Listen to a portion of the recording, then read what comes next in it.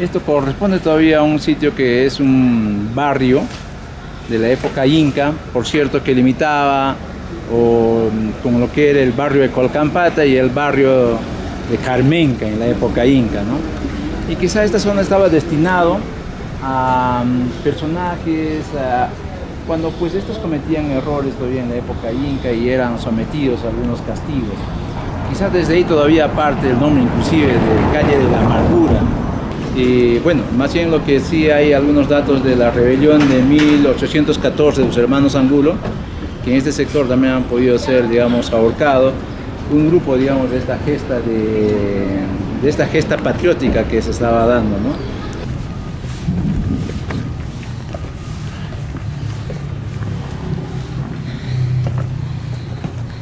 Pensaba que estos leyes antes solían uno correr de Santana, hacer.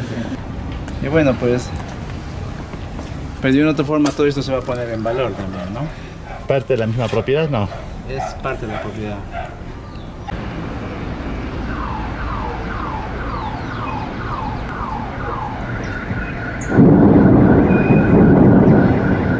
Entonces sabemos perfectamente que Pachacute ha restaurado, él ha tenido que hacer, digamos, nuevamente a replantear la urbe inca, ¿no?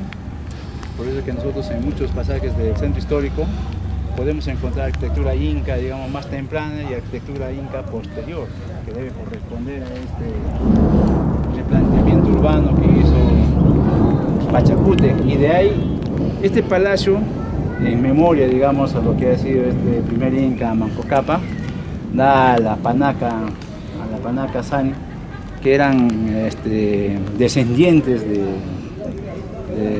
Manco Cápac, ¿no? Entonces ellos eran los que prácticamente han tenido como parte de toda esta custodia y ellos tenían que lograr, digamos, que los polígonos calcen, cada pieza era bien trabajada y sobre ella igual, ¿no? Entonces tenía que tener la destreza para poder, digamos, tener los ángulos precisos en esto. Entonces, ¿qué pasa, por ejemplo, cuando se empieza a hacer trabajo de restauración? Que pasa en muchos sitios, por más que uno, por ejemplo, pueda hacer el trabajo de reticulación, para hacer el trabajo de anastilosis, si falla por lo menos medio centímetro en la base, entonces los ángulos ya no van a encajar en la parte superior. Por eso que muchos de estos elementos estructurales, cuando son restaurados, ya dejan aberturas ya en la parte superior, ¿no? Entonces ya no encajan. Por ahí que particularmente yo nos recomendaría, digamos, desmontar una arquitectura de estas características, ¿no? Entonces es mejor, digamos, tenerlas tal como están, porque a pesar de que existen, digamos, fallas en el subsuelo, todo, pero estos van a permanecer. ¿Por qué? Por el mismo hecho de los polígonos, ¿no? Entonces, si nosotros excavamos, por decir, por debajo de esto y podemos meternos por cimentación, estos se van a sostener. ¿Por qué? Porque cada pieza está engarzada, están totalmente, digamos, enlazados, entonces no va a desplomarse, ¿no? En cambio, si nosotros tenemos, por decir, en ese tipo de arquitectura que son rectangulares, entonces simplemente se va a caer por su misma condición geométrica que tiene, ¿no? Entonces es por eso que quizá estos elementos han perdurado en muchos de los terremotos que nosotros hemos tenido registrado en lo que ha sido desde 1650, 1710, en 1950, quizás los terremotos con mayor, digamos, desastre que ha podido ocasionar, la arquitectura inca ha permanecido casi intacta, ¿no? Entonces por ahí que esto se tiene. Entonces estas calles también toman el nombre, por ejemplo, Resbalosa.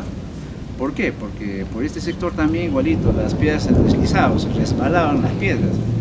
No es que quizá, digamos, cada calle ha tomado quizá ese sentido de poder tener una particularidad inclusive en los nombres, ¿no?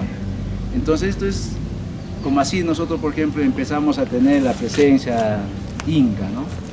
Entonces a la llegada de los españoles, igual el barrio como tal que era construido, por cierto, también desde 1559, ¿no? Entonces se declara construir 5 iglesias para evangelización de indias, ¿sí?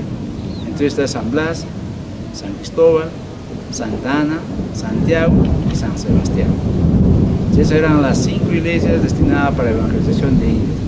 Y quizá eran más modestas, de adobe, porque estas ya vienen a ser, por ejemplo, de 1950, ya ahí tenemos la presencia ya inclusive del padre, el obispo Manuel Molinero de Angulo, ¿no?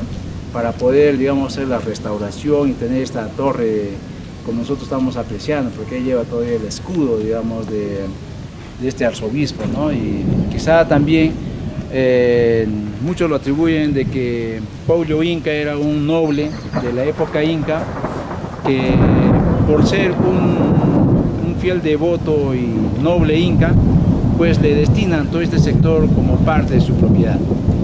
De que esta zona tiene que ver mucho quizá con el culto al agua, sí, efectivamente, porque acá sí es uno de los yacimientos con la presencia de agua, ¿no? Y tiene que ver mucho quizá también con la presencia de la hermandad o de estas dos corrientes que existían de la zona urbana y la zona rural, de estas comunidades, con las cuales, por ejemplo, las festividades de San Cristóbal se veneraban y eran pues su presencia de las comunidades era muy activa, ¿no? Entonces ellos, por eso que hasta la fecha se tiene todavía toda una rivalidad en lo que es el brazo derecho y el brazo izquierdo, ¿no? Entonces los del brazo derecho eran la gente que vivía acá en el barrio y los del brazo izquierdo eran la gente que venían de las comunidades. Y básicamente quizá esto todavía inclusive ha sido mucho más antes, esta rivalidad de las comunidades desde lo que es la Yunqueipata, que era desde donde viene el agua que ahora, por ejemplo, discurre por lo que es Apantiana y todo eso, y de cómo ellos, por ejemplo, tenían que administrar el agua. Y era quizás rivalidades que se daban entre estas comunidades y la comunidad que tenía que ganar, ellos tenían que disponer, digamos, en sus favorables tiempos, el agua tenía que discurrir por sus terrenos, ¿no? Igual, o sea, era quizá esa lucha en la cual, por ejemplo, ellos cargaban la imagen de San Cristóbal. Y hasta hace un buen tiempo, yo tuve alguna vez la oportunidad de ver un elemento lítico en diorita, ¿no? Que le colocaban al anda, ¿no? Y quizá era una particular forma de generarle algo más de peso a la imagen, pues, ¿no? Entonces creo que a la fecha ya este elemento también ya no ha sido reutilizado.